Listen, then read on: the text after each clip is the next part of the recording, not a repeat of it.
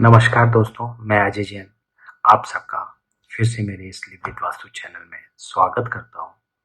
जैसा हम जानते हैं, हमारे देश में हर घर में एक पूजा का स्थान होता है। वह बड़ा शुभ स्थान माना जाता है, पॉजिटिव एनर्जी का सोर्स माना जाता है और हम सुबह उठ के हमेशा भगवान का दर्शन करके हमारे दिन की शुरुआत करना चाहते हैं। और जब भी हम कोई नया काम या कहीं बाहर जाते हैं तो भगवान के दर्शन करके जाना चाहते हैं। तो इससे आप लोग समझ सकते हैं कि हमारे घर में पूजा स्थान का कितना महत्व है। अब ये सही तरीके से आपको फायदा दे सके तो इसका लोकेशन कहाँ होना चाहिए, आज हम उसके बारे में डिस्कशन करेंगे।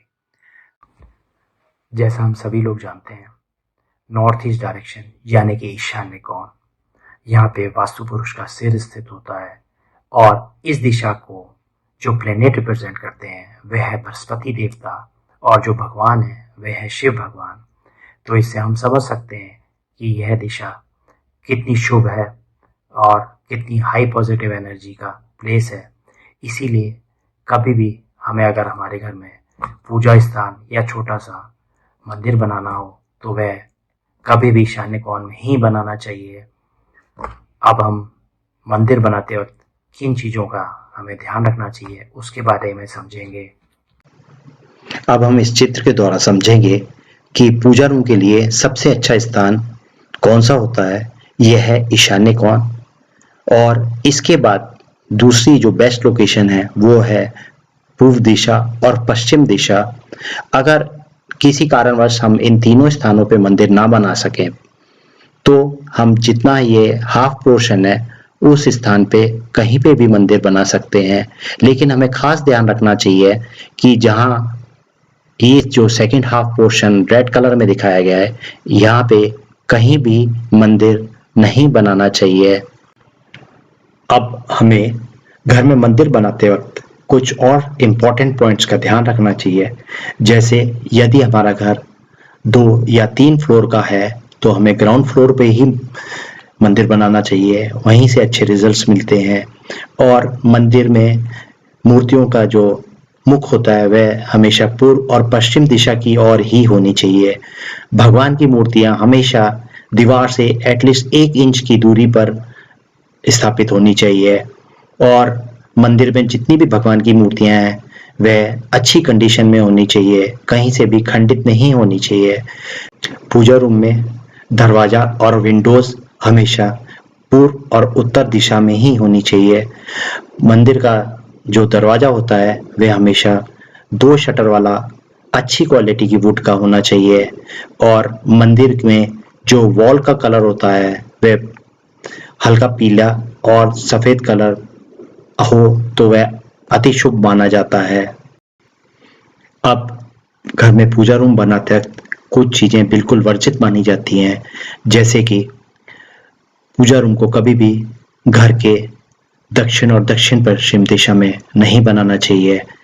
पूजा रूम को कभी भी किचन और बेडरूम में भी नहीं बनाना चाहिए। और पूजा रूम यदि हमारा घर 2 या 3 फ्लोर का है तो उसे कभी भी बेसमेंट में और फर्स्ट फ्लोर और उसके ऊपर के फ्लोर्स पे नहीं बनाना चाहिए।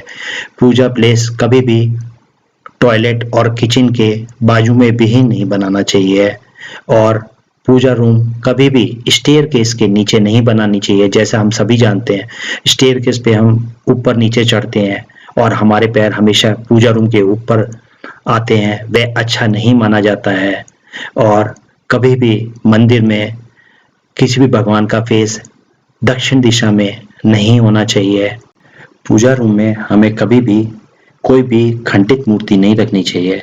उन्हें हमें पूजा पाठ करके आदर पूर्वक किसी भी बहती हुई नदी में विसर्जित कर देना चाहिए।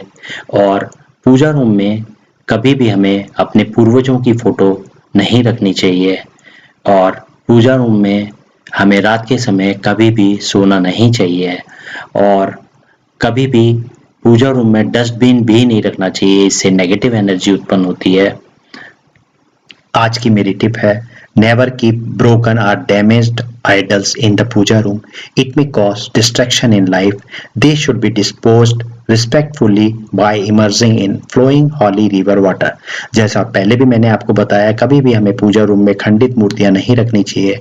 उन्हें हमें सम्मान पूर्वक पूजा पाठ करके बहती हुई किसी भी नदी में विसर्जित कर देना चाहिए। आज के इस चैप्टर में मैं एक चीज और बताना चाहूंगा आपको कि हमें पूजा रूम के अतिरिक्त और किसी भी स्थान पे भगवान की मूर्तियां हमारे घर में नहीं रखनी चाहिए, क्योंकि हम उनकी पूजा रेगुलरली नहीं कर पाते हैं और वह शुभ नहीं माना जाता है। इसी के साथ आज का ये चैप्टर समाप्त करता हूँ। दोस्तों, यदि आपको मेरा यह वीडियो पसंद आया हो तो आप इसे सब्सक्राइब कीजिए, लाइक कीजिए। धन्यवाद दोस्तों।